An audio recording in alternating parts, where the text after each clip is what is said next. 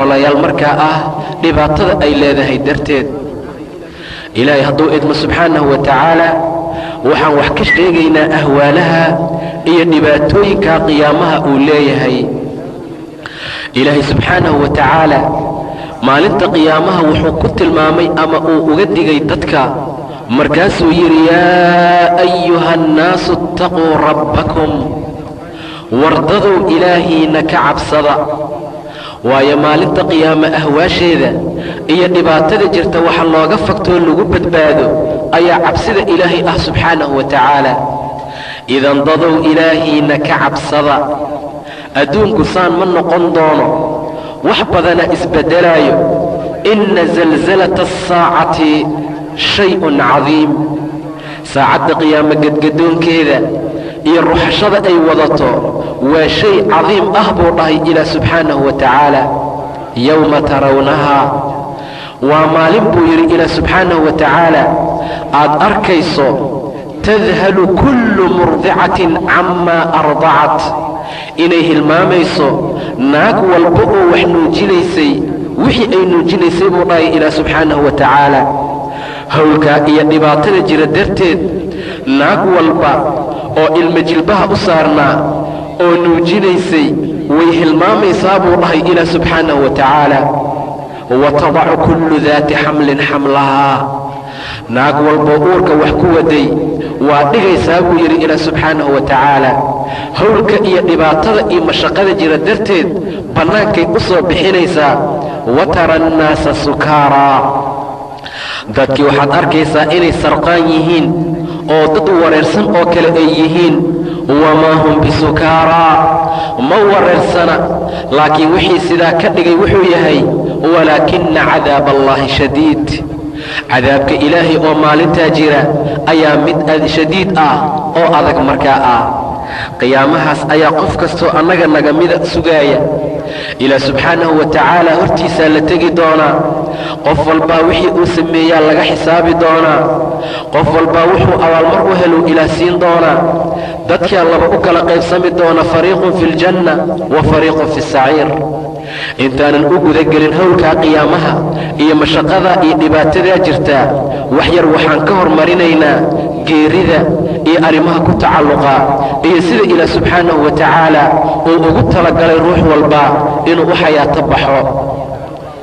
ilaahay kitaabkiisa munasalka waxa uu ku yidhi kullu nafsin daa'iqatu lmowt, naf kastaa geeri ayay dhadhaminaysaa buu dhahay ilaah subxaanahu wa tacaala.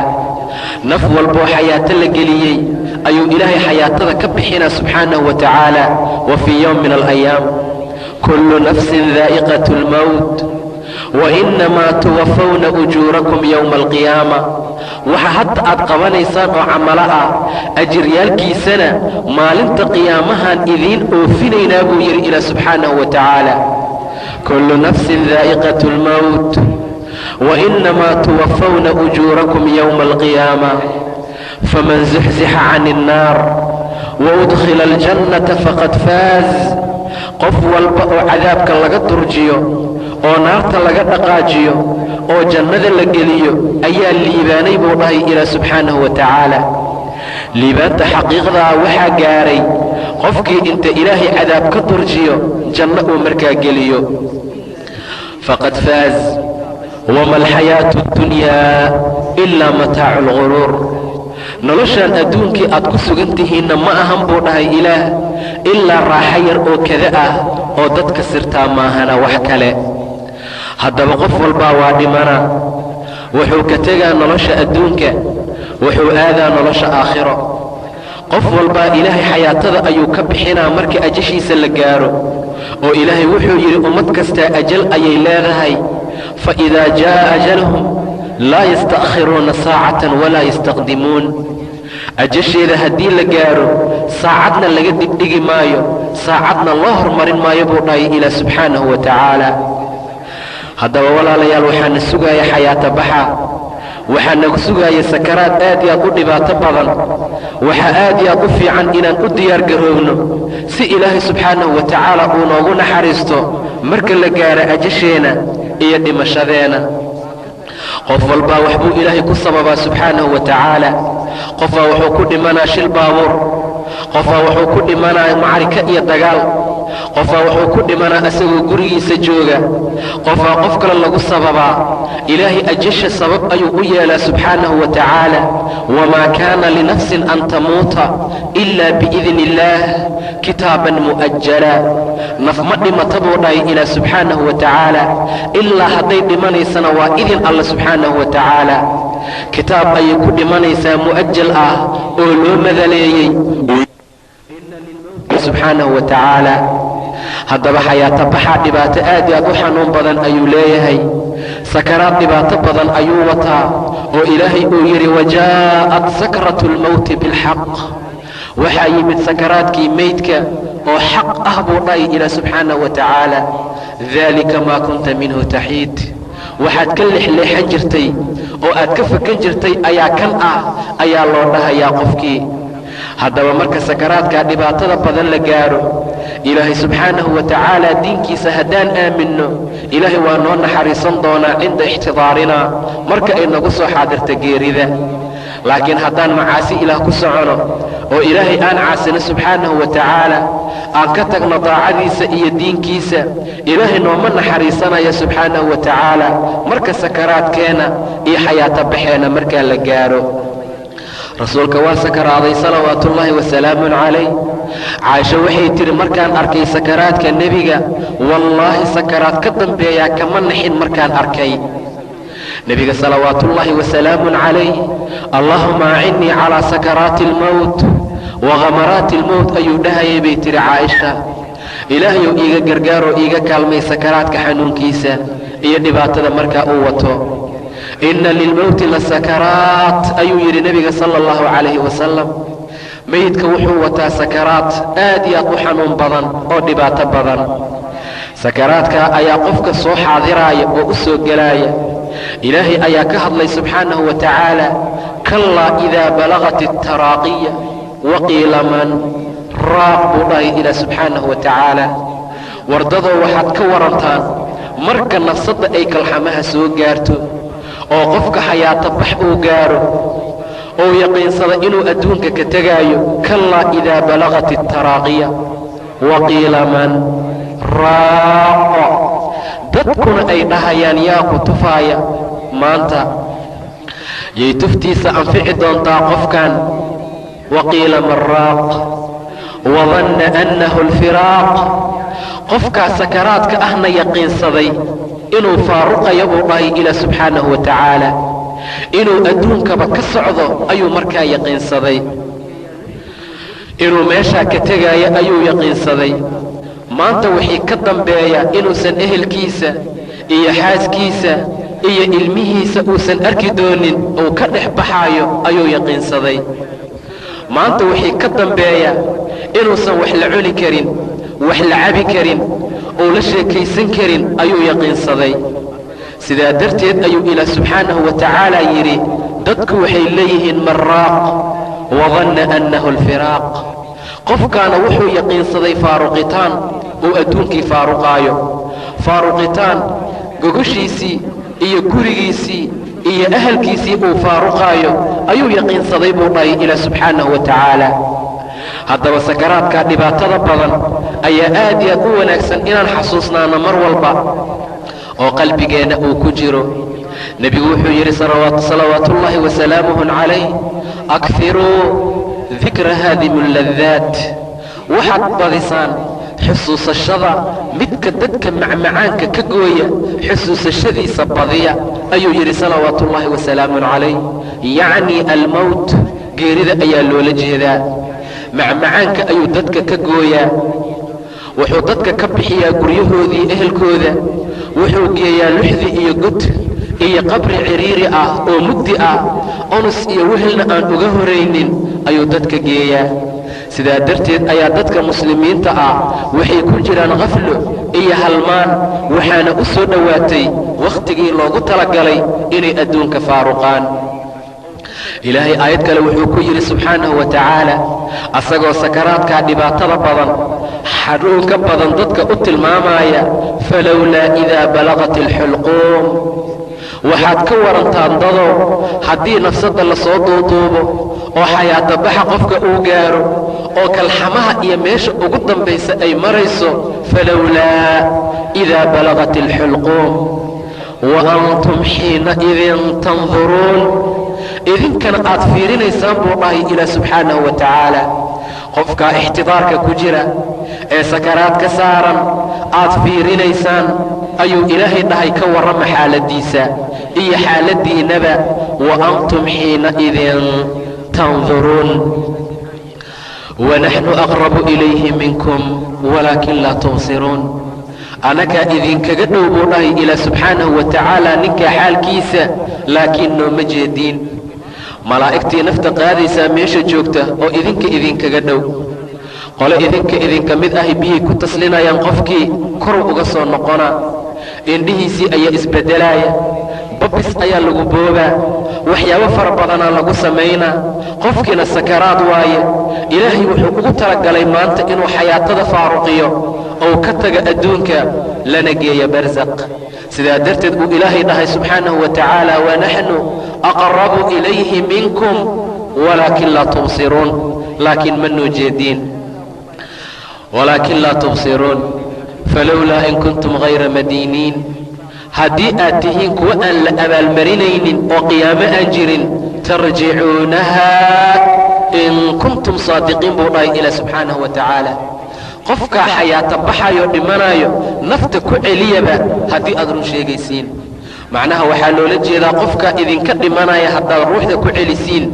qiyaamo ma jirtee waxaad doontiin sameeya laakiin haddii xayaatada lagu celin waayo diyaargarooba qiyaamaa jiro ilaa hortiisaa la tegaa subxaanahu wa tacaala haddaba qofka sidaa ayuu u sakaraadaa dhibaato fara badan ayuu ku jiraa sakaraadka rasuulka sala allahu calayhi wasalam wuxuu yidhi qofku inuu jannada galo 70 buurood ayaa ka xigta sakaraadka ayaana ugu sahlan subxaana allah sakaraadka waa buurta ugu fudud buu dhahay sala allahu calayhi wasalam inta kale waa ka sii adag tahay waana ka sii dhibaato badan tahay maca daalika dadkii maanta waxay galeen khaflo waxay galeen halmaan waxay hilmaameen geeridii sidaa darteed ayuu ilaah subxaanahu wa tacaala wuxuu ballan qaaday naf walba oo geerida hilmaanta inuu ilaahay cadaabka ku hilmaamo subxaanahu wa tacaala falyawma nansaakum kamaa nasiitum liqaa'a yawmikum haadaa buu dhahay ilaah subxaanahu wa tacaala maanta waxaan idinku hilmaamaynaa naarta gudaheeda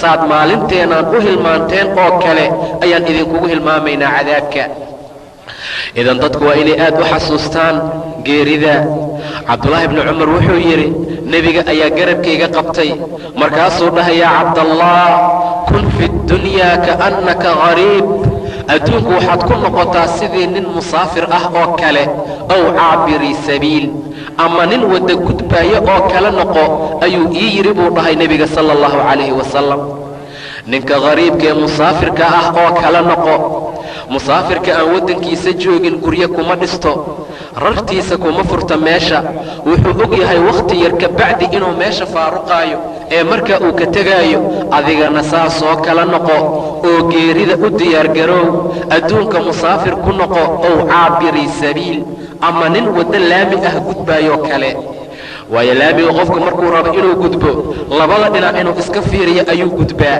ma dhex fadhiisto saasoo kala noqo ayuu yidhi nebiga sala allahu calayhi wasalam haddaad subaxdii gaarta galabtii ha sugin haddaad galabtii gaartana subaxdii ha sugin noloshaada u qaado geeridaada caafimaadkaaga jiradaada u qaado mar walbaa diyaar noqo adigoo diyaara maniyada iyo geerida iyo yaqiinta ha kuu timaado sidaa ayuu nebigu kula dardaarmay sala allahu calayhi wasalam haddaba qof kastaoo muslima dardaarankaa inuu fuliyo ayaa shay lagama maarmaan ah oo loo baahan yahay nin ayaa nebiga u yimid salawaatuullaahi wasalaamuhu calayh markaasuu dhaha rasuulka allah waan ku jeclahay rasuulku wuxuu yidhi cud nafsaka almowt naftaada waxaad ku tirisaa dadka geerida ah weligaa xayaata ha ugu sheekaynin nafsadaada weligaa waa noolaanaysaa ha isdhihin tuulul amal yareey iyo didiilada yarayso sidaa ayuu nebigu kula dardaarmay sala allahu calayhi wasalam dadku markay adduunka jeclaadaan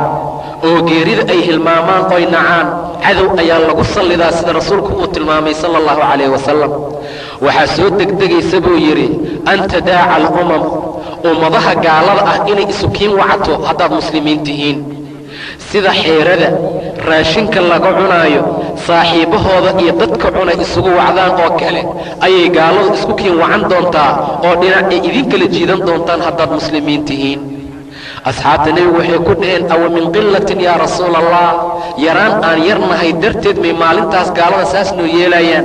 maya buu dhahay nebiga, bal antum kaiiruun, aad ayaad u fara badan tihiin, laakiin badnaantiinnu faa'iida ma leh oo waxaad noqonaysaan guhaa ka guhaa'i sayl, xumbada wasakhda ee roobka biyaha uu soo qaado oo kale ayaad la mid noqonaysaan. ilaah subxaanahu wa tacaala qalbigiina gaalada qalbigooda ayaa haybadda idinka aad leedihiin laga bixina, qalbigiinana wahni ayuu ilaah ku soo tuuraa subxaanahu wa tacaala. wama alwahnu yaa rasuula allah bay dhaheen asxaabta, wahnigu muxuu yahay rasuulka ilaahayow? qaala xubu اdunyaa wa karaahiyat اlmowt, waa noloshoo la jeclaado iyo geerida oo la naco ayaa loola jeedaa buu dhahay salawaatu ullaahi wasalaamun calayh. maalintaad geeri nacdaan oo aad jeclaataan nolosha, gaalada ayaa saas idin yeeli doonta buu dhahay salawaatuullaahi wasalaamun calayh.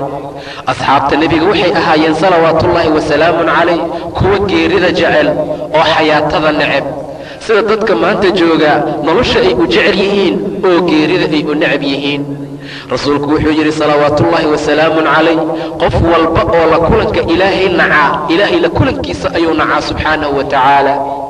waman axabba liqaa'a allah axabba allah liqaa'ahu, qofkii inuu ilaahay la kulmo jeclaada, inuu dhinto ciyow aakhiro aada jeclaada, ilaahay la kulankiisuu jeclaadaa subxaanahu wa tacaala. xaasaska nebiga mid ka mida ayaa tiri kullunaa nakrahu lmowt, rasuulkii allow dhammaanteen geerida waa necabnahay.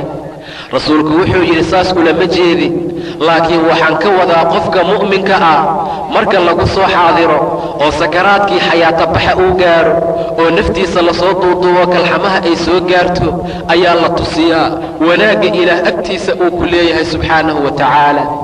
waa loogu bishaareeyaa wanaagga ilaah agtiisa uu ku leeyahay. ma jiro shay uu kaga jeclaan badan yahay inuu rabbi la kulmo, ilaah la kulankiisuu jeclaadaa, markaasuu ilaah la kulankiisa asagana jeclaadaa subxaanahu wa tacaala. amaa munaafiqa iyo qofka aan ilaahay aaminsanayn marka lagu soo xaadiro sakaraadka uu gaaro ayaa la tusiyaa dhibaatada qabriga, ciriiriga, mugdiga iyo cadaabka alla agtiisa uu ku leeyahay subxaanahu wa tacaala. ma jira shay uu kaga naceeb badan yahay inuu ilaahay la kulmo subxaanahu wa tacaala. la kulanka alla ayuu nacaa, markaasuu ilaah asagana la kulankiisa nacaa subxaanahu wa tacaala. haddaba laba si ayaa loo kala dhintaa. dadka mu'miniintae ilaah rumeeyey subxaanahu wa tacaala hab nadiif ah oo wanaagsan ayay u dhintaan. kuwa kaafiriinta ah oo rabbi diidayna si silac iyo dhibaato badan ayuu ilaah nafta uga qaadaa subxaanahu wa tacaala. waannaasicaati garq, waxaa loola jeedaa malaa'igta naasicaadka ah ee nafsadda gaalada siibtaa. qarqiga waxaa loola jeedaa si dhibaato badan oo maashood ah ayay xayaatada u siibtaa. waannaasicaati garban waannaashitaati nashtaa, waa malaa'igta mu'miniinta ka qaada xayaatada si nashti ah oo fudud oo jilicsan buu dhahay ilaah subxaanahu wa tacaala. kaafirka waxaa lagu miisaalaa musbaar dhagax ee meel bir ah ku surnaa ama meel bir ah ku surnaa oo laga siibaayo oo kale ay xayaatada looga qaadaa. amaa naashitaadka waxaa lagu miisaalaa hal tin cajiin ku dhegtay sida looga soo qaado oo kale, saas ayaa mu'miniinta ayagana xayaatada looga bixiyaa. maca daalika buu rasuulku yidhi sala allahu calayhi wasalam, qof walbaa ha ogaado xayaata baxaas inuu markaas soo maraayo. nebiga xadiis ayuu ku yidhi ina almu'min yamuutu bicaraqin jabiin, qofka mu'minkaa waa dhintaa asagoo dhafoorkiisa uu dhididaayo ayuu dhahay salawaatuullaahi wasalaamun calayh. mu'minka wuxuu la dhintaa dhafoor dhidid. qolo muxadisiinta ka mid ah ayaa waxay yidhaahdeen waxaa loola jeedaa xayaata baxa iyo sakaraadka ayaa waxoogaa lagu adkeeyaa qofka mu'minka ah. sababtu waxay tahay qaladaadka iyo gafafkii yaryarkee ka dhacay ayaa looga nadiifiyaa si qabriga loo geeyo asagoo nadiif ah oo wax dembiya aan lahaynna beri ilaahay uu la kulmo subxaanahu wa tacaala. amaa munaafiqa waa loo celiyaa ولو كيديا إلا دنبيس أسقو بوحا إله الله ارتقى سبحانه وتعالى مؤمن كان فرديد أي الله انتا محدثين قبل وحي يرهدين صالوا لما جيدي وحال قوضا أسقو الددالايو قيام ليلك كد دالايو صونك كد دالايو عباداتك كد دالايو وحلاشك كد دالايو أيو انتا أي اللو لجيدا قفك مؤمن كا أسقو دفور كيسو ديدايو او دالايو حلاشك كد دالايو حارانتك أردايو كلمة توحيدك كد دالايو سيدا أيو مركا كد انتا haddaba labada si ayaan kala qaadaynaa qof kaafir oo dhimanayo iyo qof mu'min ah oo dhimanayo habkay u kala dhintaan iyo sida ilaah uu u tilmaamay subxaanahu wa tacaala waxaan ku hormaraynaa qofka kaafirkaa dhimashadiisa ama ilaah ninka diiday subxaanahu wa tacaala qofka noocaasee ilaahay aamini waayey ama gabar ilaahay diinkiisii diiday xijaabkii islaamka qaadaa lagu kari waayey salaadii ilaahay dukaan lagu kari waayey xijaabka ilaaha qaada marka la yiraahday kugu jawaabaysaa kuleel ayaan u dhimanaa marka ilaahay diinkiisa raac la yiraahday kugu jawaabaysaa casaga lama socdo diinka marka aad dhahdo war walaalay ilaahay ka cabso oo waxaan jooji waxay kugu jawaabaysaa hadalla aan loo baahnayn xaaladdu haddii sidaa la gaaro ayuu ilaah ku tilmaamay subxaanahu wa tacaala habka iyo qaybtay markaa u dhimanayso dadkaas ayaan ka hadlaynaa dumarkii xijaabka ka tegey oo ilaahay diinkiisa lagu kari waayey oo mar walba xaaraan maahane xalaashii lagu kari waayey baatil maahane shay xaqa la diiday dadka habkay u dhimanayaan qof walba sakaraadkiisii wakhtigiisii markii la gaaro meeshii xayaatada looga qaadi lahaa ayuu ku dhacaa meeshaa marka uu ku dhaco ehelkiisii waa u soo gurmanayaan waatii hadda aan tilmaannay ilaahay uu yidhi subxaanahu wa tacaala kallaa idaa balagati taraaqiya naftu markay kalxamaha soo gaarto waqiila maraaq yaa tufaayaa la leeyahay ardadii dugsiga dhiganaysaa loo soo wacaa macallimiintii dugsigaa loo soo wacaa intaa inay wax anfacda tuftiisa ayaa la rabaa laakiin sakaraad haddii mar la gaaro wax anfacayaa ma jiro tabiibaan wax taraynin daabaan wax anfacaynin wax anfacayaa ma jiro rasuulkuna wuxuu yidhi salawaatullaahi wasalaamun calayh geedka xabatu sawdaha la yidhaahdo shifaa'un wuxuu daawo u yahay cudur kasto ila asaam yacni almowt ilaa geeri maahane dhimasho maahane waxa kale oo dhan wuxuu u noqonaa buu dhahay nebiga daawo sidaa darteed dadku waa kala ordaayaan qofkan sakaraad ayuu joogaa xayaato bax ayuu ku jiraa indhihiisii ayaa isbeddelay jasadkiisii ayaa kala qalalay dadku waa u soo kala ordaayaan kii tufta fiicnaa aa loo wacaa daawoba daawadii ka qiimo badanaa loo samaynaa dadkii wax fiirinaya kutubaha fiirinayaa loo tegaa waxaasoo dhanaa loo samaynaa asagiina waa sakaraad waqiila maraaq biyaa lagu taslinaa waa loo babbinaa xayaatadii lugaha laga soo bixinaa jilbaha loo keenaa jilbaha laga qaadaa waxaa loo keenaa meesha marada laga xirto waa la qaadaa kalxamaha iyo meesha ugu dambaysaa la geynaa qofkan munaafiqa ah oo hadda ilaahay diinkiisa diiday waxaa dhici karta in tawxiidka loo laqino oo la yidhaahda laa ilaaha ila allah dheh asagana uu awoodi waayo sababtu waxay tahay laa ilaaha ila allah waxaa dhihi kara qofkii aaminsanaa oo diinka ilaahay raacaya subxaanahu wa tacaala يثبت الله الذين آمنوا بالقول الثابت في الحياة الدنيا وفي الآخرة إلهي كلمة ثابتة ضعا سوغان توحيد كان لولا جيداي وكسوغا ضدك مؤمنين تقع آخرة أدون وحالو لجيدا أدون كان عند السكرات آخران مركا قبرك اللي ويديو هدو وانشيق الدوناي أساقنا وغسوغا بوطاي إلى سبحانه وتعالى laakiin qofkan munaafiqa ah ee ilaahay diinkiisii diiday gabadha faajiradu ilaahay diinkiisii lagu kari waayey laa ilaaha ila allah dheh haddii la yidhaahdo waxaa laga yaabaa inaysan markaa dhihin ay awoodi waayaan ilaahay subxaanahu wa tacaala waa gafinaa jidka toosanaa la gafinaa sababtu waxay tahay ayagaa ka caado dhigtay wixii xumaa qofka adduunka keligiis raaca xaaladiisu sidaa ay tahay maca daalika waxaa la soo wariyaa dad fara badan oo sakaraad ahaa la yidhi laa ilaaha ila allah dheh sidii nin dhimanayey ee la yidhi laa ilaaha ila allah dheh sakaraadkii ugu dambeeyuu ku jiray markaasuu dhahay geelaygii meeqa waaye ilmahaygii yaan ku ogahay laa ilaaha ila allah dheh afkiisa waxaa laga waayey kelimad aan ahayn ilmahayga yaan ku ogahay iyo geelaygii meeqa waaye intaasaa laga kari waayey laa ilaaha ila allah dhaha la yidhi waa su'ul khaatima ilaahayaa khaatimada gefiyey subxaanahu wa tacaala khaatimadiisaa la xumeeyey qofku markuu ilaahay diinkiisa ku dadaali waayo ilaahay khaatimaduu ka xumeeyaa subxaanahu wa tacaala islaan dhimanaysaa la yidhi laa ilaaha ila allah dheh tubaakada ha laysoo dhiiba ayay ku soo warcelisay waxaasoo dhanba shay xaqiiqaa oo dhacay waaye dadka mu'miniintow dadaala xusuusnaadana geerida sida rasuulkuu noola dardaarmay sala allahu calayhi wasalam haddii geelaygii aaway aad tiri geelaagu maalinta aqin wuxuu kuu anfacayaa ma jiro xoolahaagu waxay kuu anfacayaan ma jiraan ilmahaagu waxay kuu anfacayaan ma jiro man kaana aakhiru kalaamuhu laa ilaaha ila allah dakhala aljanna qof walbo warkiisa ugu dambeeya laa ilaaha ila allah uu noqda jannaduu gelaa buu dhahay nebiga sala allahu calayhi wasalam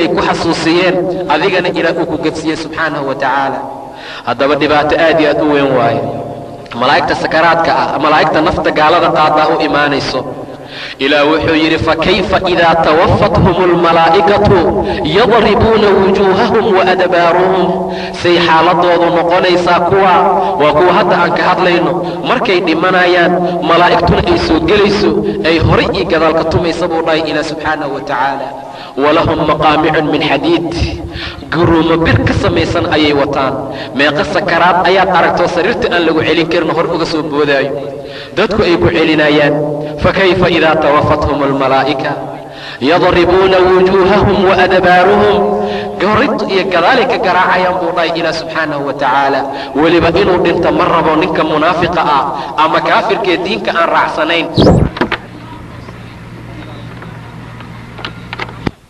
ilaahay muxuu dhahay subxaanahu wa tacaala asagoo arrintaa ka hadlaayey xaaladda dadka daalimiinta ah markay dhimanayaan say xaaladoodu noqonaysaa walow tara wakhtiga xaaladdan say noqonaysaa wakhtiga oo malaa'igtu ay nafta ka qaadayso oo mar allaala markay malaa'igtu u timaado baasiduu aydiyahum gacmahooday u soo fidinayaan oo ay leeyihiin akhrijuu anfusakum naftiina soo bixiya alyawma tujsawna cadaaba alhuun maanta waxaa laydinku abaalmarinaa cadaabkan ugu xun buu dhahay ilaah subxaanahu wa tacaala akhrijuu anfusakum markay malaa'igtu leeyihiin waxaad ka fahmaysaa qofkan inuu dhintay ma rabiyo xayaatadiiu celina adeegiina waa soo taagayaan gacmahooda waxay rabaan inay xoog uga qaadaan buu dhahay ilaah subxaanahu wa tacaala akhrijuu anfusakum alyawma tujsawna cadaaba alhuun maanta waxaa laydinku abaalmarinaa cadaabkan ugu xun oo ugu dulisan buu dhahay ilaah subxaanahu wa tacaala cadaabkan ugu xun ayaa laydinku abaalmarinaa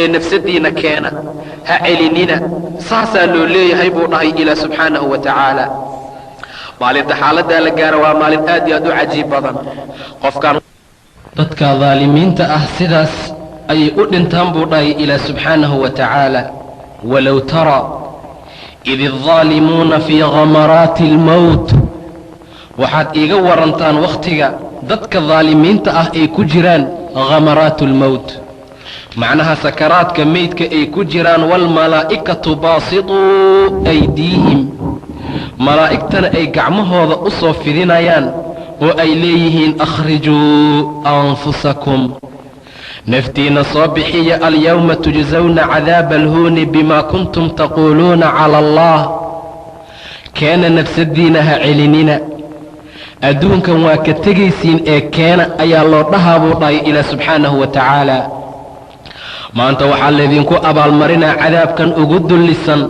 waana bimaa kuntum taquuluuna cala allahi hayra alxaqi waa ilaahay dushiisa xaqla'aantii aad ku dhihi jirteen iyo wa kuntum can aayaatihi tastakbiruun isweynaysiiskii aad aayadaha ilaah iska weynaysiinayseen mar walba oo laydin wacdiyo diin laydiin sheego xaq laydiin sheego waxaad ahaydeen kuwa ka orda oo diida idan soo bixiya nafsadiina naftaa sidaa looga qaadayaa aayad kale wuxuu ku dhahay ilaah ina aladiina tawaffaahum almalaa'ikatu daalimii anfusihim kuwa daalimiintaa markay malaa'igtu oofsanayso qaaluu fiima kuntum maxaad ahaan jirteen ayaa la leeyahay qaaluu kunnaa mustadcafiina fi اlardi waxaan ahayn bay leeyihiin kuwo arlada lagu daciifsado.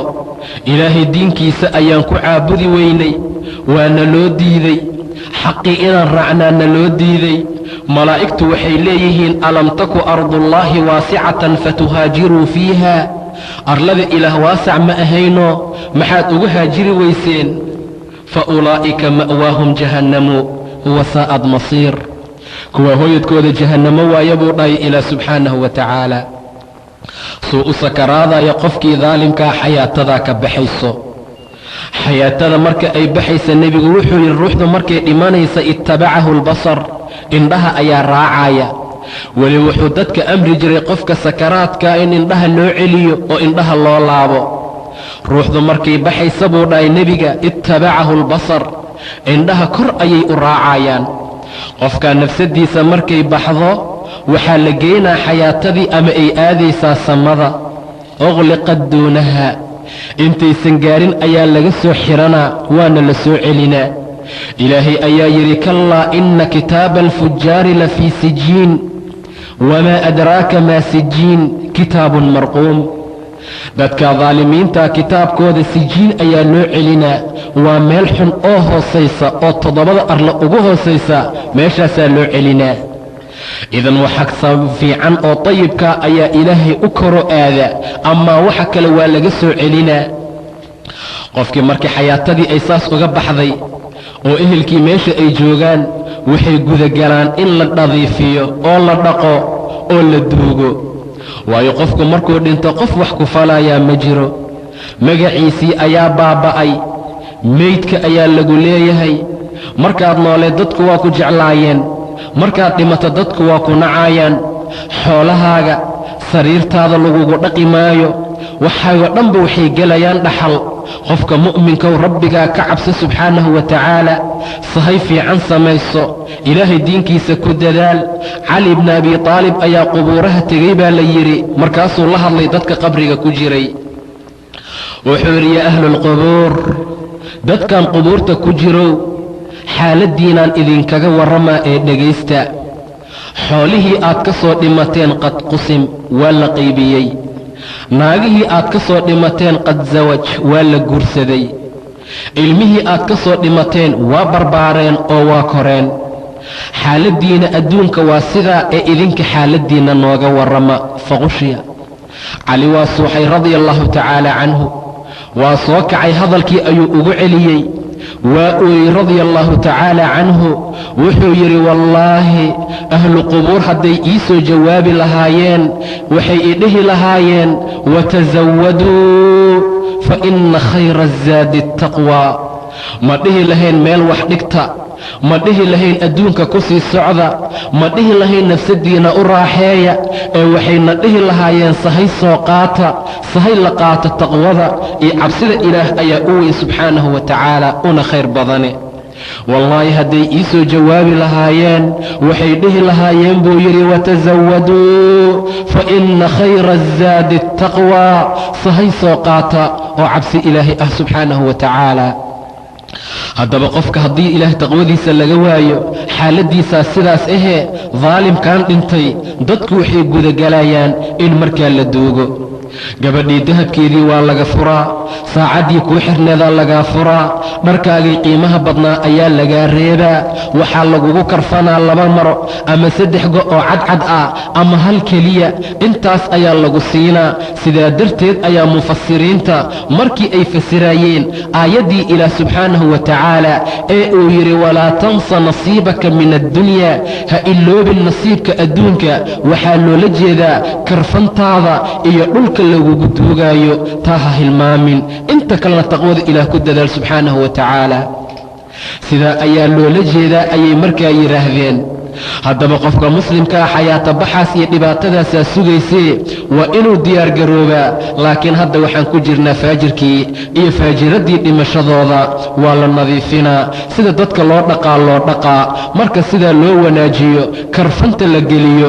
ilaah muxuu dhahay subxaanahu wa tacaala waltafat issaaqu bisaaq ilaa rabbika yowmaidin ilmasaaq. waxaa loola jeedaa labadiisii lugood ayaa laysku dumayaa si karfanta loo geliyo. go'i cadcaddaa ayaa loo gelinaa. waxa loo wadaana waa qabriga meeshaasaa lagu diyaariyey qofkii daalimka ahaa ee ilaahay diiday subxaanahu wa tacaala. maxaa la samaynaa marka? waxaa la samaynaa in layska qaado, waayo qof wax ku falayaa ma jiro. dadkiisii iyo ehelkiisii way iska dhaqaajiyeen, nasiib xumo ilaah agtiisana wanaag ma dhiganin. marka qofka janaasada lagu qaado oo sariirta meydka la geliyo, rasuulku wuxuu yidhi sala allahu calayhi wasalam, rag ayaa acnaaqdoodii qoorahooda ku qaada janaasada. fa in taku saalixa, naf fiican haddii ay tahay, faqaalat qadimuunii qadimuunii. hadhow ayaan arki doonnaa markaan muslimiinta ka sheekaynayna habkay u dhimanayaan. hadda waxaan u soconaa dadka daalimiintee, wa in taku sawiyu daalika buu dhahay nebiga, mid aan fiicnayn hadday tahay, waxay leedahay yaa waylahaa ayna tadhabuunii bihaa, yaa waylahaa ayna tadhabuunii bihaa, haagiiniyo xaggeed ii wadaan. sariirtaa lagu tusay dhibaatadii iyo rafaadkii. haddana qabrigii ayaa loo wadaa, markaasuu leeyahay halaagiiniyo u celiya. ilaahay aayad kale wuxuu ku yidhi xataa idaa jaa'a axadahum almowt qaala rabbi irjicuun. ilaahay ayaan idinku dhaariyey i celiya, lacallii acmalu saalixan fii maa tarakt. waxaa laga yaabaa camal fiican inaan soo qabsado, adduunka iyo celiya fii maa tarakt. ilaah wuxuu yidhi kallaa innahaa kalimatun huwa qaa'iluhaa wa min waraa'ihim barzaqun ilaa yowmi yubcahuun. wax la celinayaa male. naf haddii ajasheeda timaada, walan yu'akhir allaahu nafsan idaa jaa'a ajaluhaa. ajasheeda haddii la gaaro celitaan ma jiro, meel loo celinayaa male. barsaq ayaa loo wadaa. weliba qofka inta janaasadiisa la sii wado ayay leedahay halaagiiniyow xaggeed ii wadaan, halaagiyow xaggeed ii wadaan i celiya. camal fiican ayaan soo qabanaa. codkeeda wax walba ayaa maqlaya buu dhahay nebiga, oo ilaahay qalqay, ilaa insi iyo jinni maahane. haddii la maqalsiin lahaa la saciquu, suuxdinay u dhiman lahaayeen buu dhahay nebiga sala allahu calayhi wasalam. waayo qof ehelkaaga ah oo aad waddo janaasadiisa oo dhahaya yaa weylahaa ayna tadhabuunii biha, xalaaggeegiyo xaggeed ii waddaan, oo dhibaatadaasaa u qaylinaayo, wax duugi karaa markaa ma jiro. sida loo sii wado qabriga ayaa la geynaa. qabriga marka la geeyo qofkii meesha la dhigo waa la duugaa. ilaahay ayaa yidhi subxaanahu wa tacaala, humma amaatahu faaqbarah. qofku waa dhimanaa waana la qabriyaynaa buu dhahay ilaah subxaanahu wa tacaala. humma idaa shaa'a ansharah. wakhtigii uu rabo ayuu ilaahay ka soo bixinaa qabriga subxaanahu wa tacaala.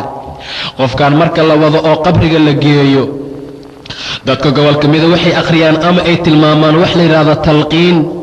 talqiinta noocaasa wax jiraa ma ahan. qofka muslimkaa mar walba ilaahay ayaa ku suga tawxiidka. talqiinta waxay dadku yidhaahdaan waa qofka marka uu dhinta wax loo laqino oo la yidhaahdo qul laa ilaaha ila allah. laba malag baa kuu imaanaysa. hadday laa ilaaha ila allah ku weydiiyaan saas dheh, nebigayga sidaa waayo dheh. xaaladaha noocaas ah wax sugan markaa ma aha. qofka hadduu daalim yahay ilaahay ma waafajinayo subxaanahu wa tacaala. si kastoo talqiin loogu akhriyo, wax kasta oo loo sheego, hadduusan ku camalfali jirin laa ilaaha ila allah, xumaan uu ka hari jirin, wanaag uusan samayn jirin, ilaahay ma waafajinayo subxaanahu wa tacaala. qofkan marka qabriga la dhigo oo la seexiyo, carada ayaa lagu shubaa, waa la duugaa, waa laga soo tegaa. ilaah subxaanahu wa tacaala isla markii xayaato barsaqiye ah ayaa la soo noolaysiinaa. laba malag ayaa u imaanayaan. markay labadii malag u yimaadaan, waxaa la soo miisaalaa sida nebiga xadiiska bukhaariga uu ku tilmaamay, nin nebiga ah ayaa loo keenaa miisaalkiisa. markaasaa la leeyahay, ninkan maxaad ka taqaanaa? waxaan ka hadlaynay gabar ilaahay diinkiisa lagu kari waayey, xaqa ilaahay raaci weysay, xumaan iyo fisqi ku jirtay habeen iyo maalin, iyo nin noocaasoo kale ah oo qabriga hadda la dhigay. marka la yidhahda ninkan ma taqaanaa, nebigu wuxuu yidhi, wuxuu dhahayaa laa innii samictu naasi yaquuluuna shay-an faqultuhu. ma aqaan ani dadkoo wax dhahdhahayaan ayaan maqlay, waana iska dhahay. laa ilaaha ila allah muxamadun rasuul allah oo dadka dhahayaanaan maqlay, anna dadkaygaan dhinac ka raacay. wax uu yahay iyo meel ay ka timid iyo kelimada wax loola jeeda maba ogiba. sidaa ayuu leeyihiin baa la yidhi dadka daalimiinta ah, ayuu dhahay nebiga sala allahu calayhi wasalam. riwaayad kale waxay leedahay marka la yidhaahdo mataqaanaa wuxuu leeyahay sida dameerkoo kaleu markaa u qaylinaa. malaa'igtu waxay leeyihiin laa darrayta walaa tallayt, weligaa ha ogaanin, ha maqlin, hana aqrinin, garuun bir ahaa lagu tumaa buu yidhi nebiga sala allahu calayhi wasalam. qabrigiisaa laysu soo ciriirinaa oo laysku keenaa ilaa feerihiisa ay iska dhaafaan, oo kuwii bidixda jirayna ay midigta soo maraan, kuwii midigta jirayna ay bidixda yimaadaan buu dhahay sala allahu calayhi wasalam. meeshaas ayuu ku jiraa dandarada iyo rafaadka ilaa qiyaamaha laga gaaro oo laga soo bixiyo ayay xaaladiisu sidaa noqonaysaa. meesha haddaan ku dhaafno ninkii daalimka ahaa, aan u gudagalno haddana aan ka soo biloawno axadka muslimka ah ee rabbi aaminay iyo gabadha muslimadda ah rabbi aamintay, taacada allah ku socotay, salaada wanaajisay, qiimaha diinka raacday, xijaabkeedii xiratay, qur'aanka iyo diinka ku dadaashay, sunnada nebiga raacsiisay, soonka iyo salaada iyo sadaqada iyo xajka iyo cimrada iswaafajisay, sida ay u dhimanayaan. ilaahay subxaanahu wa tacaala muxuu yidhi nafsadda mu'minadda markay dhimanaysa maxaa loo dhahaa? yaa ayatuha annafsu almutma'inna irjicii ilaa rabbiki raadiyatan mardiyah fadkhulii fii cibaadii wadkhulii jannatii. yaa ayatuha annafsu, nafsaddii almutma'inna ee xasishay, ku xasishay taacada allah, ku xasishay diinka allah, ku xasishay khayrka iyo xaqa, raacday awaamirta nebiga, nafsaddii saas ahaydey irjicii ilaa rabbiki, ka soo tag adduunkan mashaakilka, kurbada, walwalka, naxtinta, murugta iyo mashaakilka leh, waxaad soo aadaa rabbiga xaggiisa subxaanahu wa tacaala. irjicii ilaa rabbiki raadiyatan mardiya, adigoo raalli ah laga raali yahay. fadkhulii fii cibaadii, addoommadayda dhexdooda gal, wadkhulii jannatii, jannadayda gal ayaa loo dhahayaa buu dhahay ilaah subxaanahu wa tacaala. qofka mu'minkaa markuu dhimanayo asagana sidii daalimku u sakaraaday oo kale sakaraadku waa soo mara, waa shay laga siman yahay. ilaah wuxuu u soo diraa subxaanahu wa tacaala malaa'igtii naashitaadka ahayd oo nafta mu'miniinta si sahlan u qaadaysay. mu'minkii waa sakaraaday, meeshaas ayuu ku dhacay asagana. biyo ayaa lagu boobay iyo babis. ilaah subxaanahu wa tacaala ayaa maanta agtiisa uu aadi rabaa. waa aakhir yowmihi oo adduunkiisa ah iyo awal yowm oo aakhiradiisay u bilaabanayso. asagana ehelkiisii xaaskiisii ayuu dhex faaruqayaa. maanta wixii ka dambeeyuusan xaaskiisa la seexanaynin, maanta wixii ka dambaysuusan ilmihiisa dhexgelaynin, maanta wixii ka dambaysa ayuu ilaahay agtiisa aadaa. ilaah ninkaa wanaag ayuu siin doonaa. maca daalika dadkii ehelkii ahaa gaararkiisa ayay imaanayaan asagana. kallaa idaa balagat itaraaqiya waqiila maraaq, yaa ku tufaya ayaa la leeyahay. ninka yaa tufaya wadanna annahu alfiraaq, asagana faaruqitaan ayuu yaqiinsaday inuu adduunka ka tegaayo ayuu yaqiinsaday. maca daalika waxaa loo laqinaa laa ilaaha ila allah. idan talqiinta nebiga uu tilmaamay waa qofku marka uu dhiman rabo in agtiisa lagu yidhaahdo laa ilaaha ila allah, suu asagana u dhaho hadalkiisa ugu dambeeya uu laa ilaaha ila allah noqdo oo markaa jannada uu galo. man kaana aakhir kalaamuhu laa ilaaha ila allah dakhala aljanna, saan soo tilmaannay ayuu noqonaa. daalimkii waxaan soo sheegnay markii laa ilaaha ila allah dheh la yidhi inuu xoolo iyo xumaan iyo waxyaabo xaaraama uu ka fikiray ayaan soo tilmaannay. amaa qofkan mu'minka ah laa ilaaha ila allah dheh marka la yidhaahdo laa ilaaha ila allah ayuu leeyahay muxammadun rasuulullah. weliba muxamedun rasuulullah kuma darin nebiga ee wuxuu yidhi agtiisa ku dhaha laa ilaaha ila allah. marka laa ilaaha ila allah la xasuusiyo asagaa raacsiinaya muxamedun rasuulullah, waayo si fiican ayuu u yaqaanaa. yuhabbitu allahu aladiina aamanuu bilqowli haabiti fi lxayaati addunya wa fi alaakhira. ilaahay ayaa waafajinaya subxaanahu wa tacaala. qofkaa dhimanaya waxaa loo bishaaraynaa ilaahay wanaagga agtiisa uu ku leeyahay subxaanahu wa tacaala. wanaagga ilaah agtiisa uu ku leeyahay ayaa la tusaa. qabriga waasicashadiisa ayaa la tusaa. waxyaabo fara badanaa loogu bishaaraynaa. maca daalika ayaa la arkay dad dhimanaya oo ilka caddaynaya oo qoslaayo. xaaladoodaas sidaas ah. waxay leeyihiin mar naga dhex bixiya meeshaan adduunka.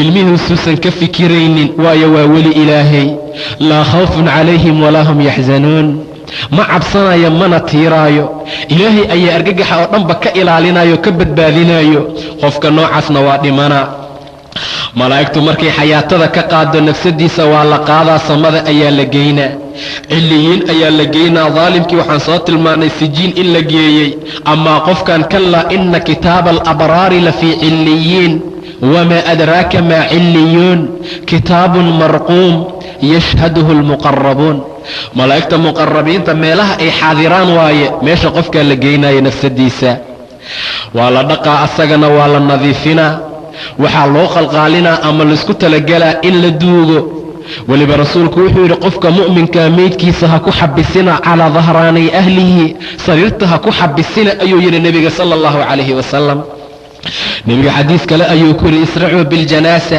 janaasada ciyowda dejiya oo duuga hadday khayr badnayd oo nafsad khayr badan ee ahayd fa kayrun tuqadimuunaha ilayh khayr ayaad u gelinaysaan hadday naf shar badan ahaydna fa sharun tadacuuna can riqaabikum waa shar qooraha idinka saarneedoo ciyow iska dejiya buu dhahay nebiga sala allahu calayhi wasalam idan qofka inta lasii dugsugaayo oo la leeyahay ha la duugo dadku waa dharara asaga oo wuxuu aad u jecel yahay in ciyow laga bixiyo oo ilaahay agtiisa la geeyo subxaanahu wa tacaala waayo shooq iyo hilow ayuu u qabaa ilaah subxaanahu wa tacaala idan qofka marka xaaladiisa sidaa la dhigay muslimka ah asagana waa la mid qofkii kale karfanaha ayaa loo gelinaa xoolihiisii ayaa laga tegaa waa xoolaha maanta aan kasbayno oon shaqaynayno oo dartood aan salaada uga tegayno waxaa laga yaabaa inaanba dukaninba in allaale intaan hawsha adduunka hayno waxaa laga yaabaa 5 salaadoodba cishaha in la jamciyo oo subaxii laga tago duhurkii laga tago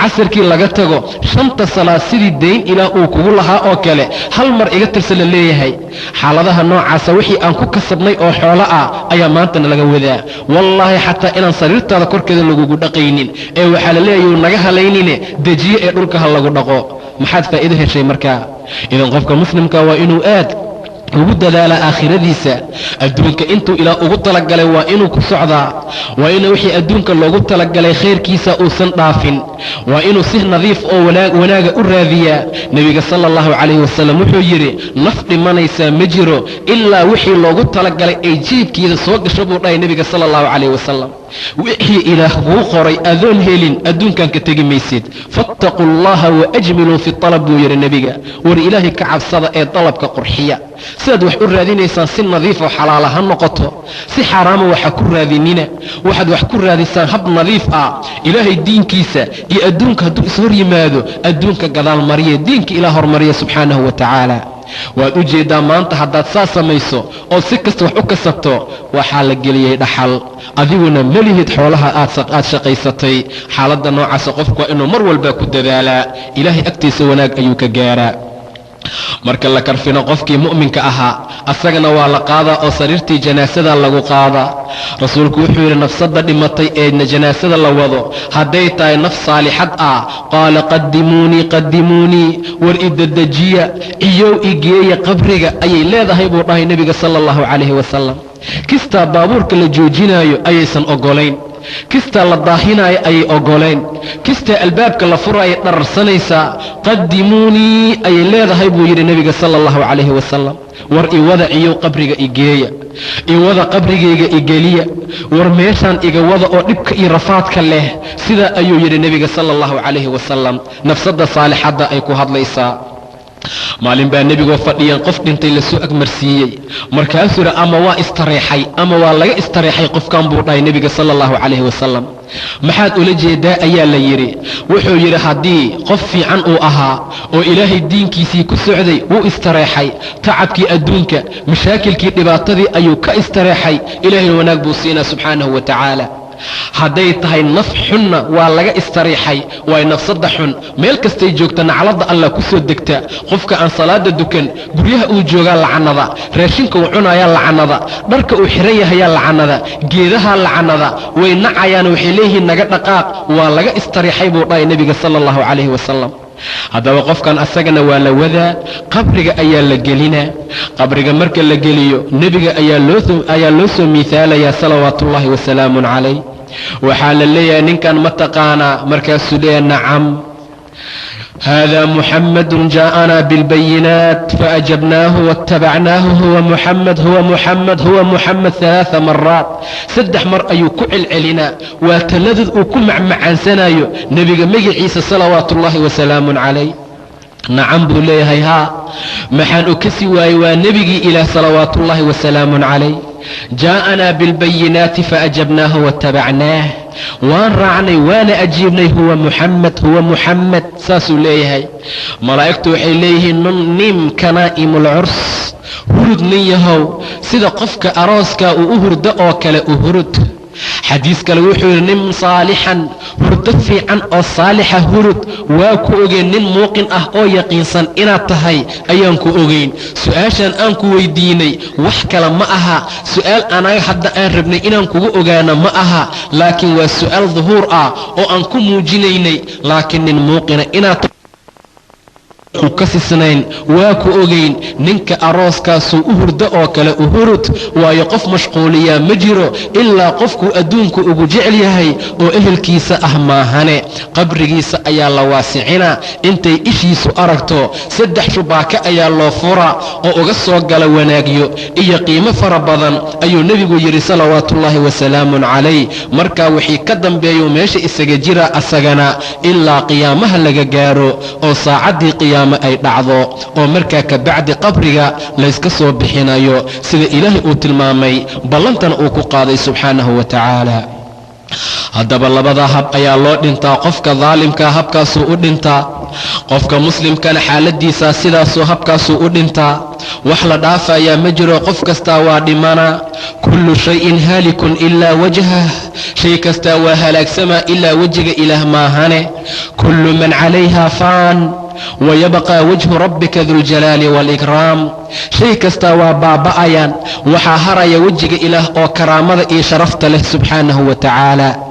بعدما قف كستا أو لمنايو قف البوددال ديار قرو دينك إله كددال قيريدها كوت ماذا أذيقو طاعة إله كجرا يكو إيمان أذيقو معاسي ألا كجرا islaan ayaa sujuudsan dhimatay waa la toosin waayey sujuuddeedii ayay ku sugnayd waa la dhaqay ayadoo sujuudsan waa la karfanay ayadoo sujuudsan janaasaa lagu dugtay ayadoo sujuudsan qabrigaa la geliyey ayadoo sujuudsan waa la duugay ayadoo sujuudsan sujuud ayaa lagu soo bixin doonaa yowma alqiyaama in shaa allahu tacaala waayo nebigu wuxuu yidhi yabcathu allah kullu axadin calaa maa maata calayh qof walbaa wixii uu ku kor dhintaa lagu soo bixiyaa qiyaamaha kii asagoo gurbaan tumayo ku dhintaa saasaa lagu soo bixina kii asagoo ku dhintaa xumaan iyo fisqi asagoo ku jira saasaa lagu soo bixina qof walba wuxuu ku dhinto ayaa lagu soo bixiyaa xadiisku wuxuu yidhi qof walbaa wuxuu ku barbaara ayuu ku duqoobaa qof walbaa wuxuu ku duqoobuu ku dhintaa qof walbaa wuxuu ku dhintaa lagu soo bixiyaa qiyaamaha yoonkeeda sidaa darteed qofka muslimka ahow ku dadaal khaatimadaada inuu ilaahay wanaajiyo wanaagga iyo diinka ku soco ilaahay ayaa qiimo fara badan ku siinaayo war adduunka maanta ma harin ilaa subaabaka subaabata alinaa reereeb oo weelka reereedkiisa oo kale oo qofka cunaaya uu rabo inuu isku keensado ee hal mar uu afka gashto cali bn abi aalib wuxuu yidhi adduuni aakhiraba ilmo ayay leeyihiin ee fakunuu abnaa'a alaakhira walaa takunuu abnaa'a addunyaa war ilmihii aakhira noqda oo ha noqonina ilmihii adduunka dhammaanteen maanta adduunkii ayaan raacnay geeridii waa hilmaannay ilaahay diinkiisii waa hilmaannay subxaanahu wa tacaala ajasheenana meel loo soo joogaa ma jiro maanta qof baa dhintay beri qof kale hadduu dhinto maalinta kale adaa dhimanaayo yaqiin buu ilaahay ku magacaabay subxaanahu wa tacaala inay imaanaysaa yaqiin ah qof kastaa inay soo maraysaa yaqiin ah allaan ka baryaynaa inuu sakaraadka noo khafiifiyo ilaahay ayaan ka baryaynaa subxaanahu wa tacaala inuuna garansiiyo na xasuusiyo inaan adduunkan ka tegayno wallaahi maanta kulligeen adduunkii ayaan raacnay adduunkii waa nagu cayaaray ilaahay nebigiisa sala allahu calayhi wasalam wuxuu yidhi qof allaala qofkii hamigiisa ugu weyn adduunka uu noqdo ilaahay fakhri ayuu labada indhood inta u dhaxaysa looga dhigaa qabri ee qalbigiisa lagu dhigaa ma hela adduunka ilaa wixii ilaah uu ugu talagala maahana subxaanahu wa tacaala qofkii hamigiisa ugu weyn aakhiro uu noqdo ilaahay wanaag ayuu siinaa adduunkana asagoo raadinayo u imaanaa buu dhahay nebiga salawaatullaahi wasalaamun calayh laakiin annaga maanta adduunkii waanu orodnay qof kastoo hadlayo waxaad arkaysaa adduunaan burinaayey adduuna saan igu noqda inuu markaa dhahayo wax laga haayo iyo wax laga helayna uusan markaa jirin low aan aakhiro hamigeena weyn ka dhigan lahayn adduunka asagoo na soo raadinaayo ayuu noo imaan lahaa caaisha radia allahu tacaala canha ayaa xoolo fara badan maalin loo keenay qoraxdu ma dhicin baa la yidhi kulli way wada qaybisay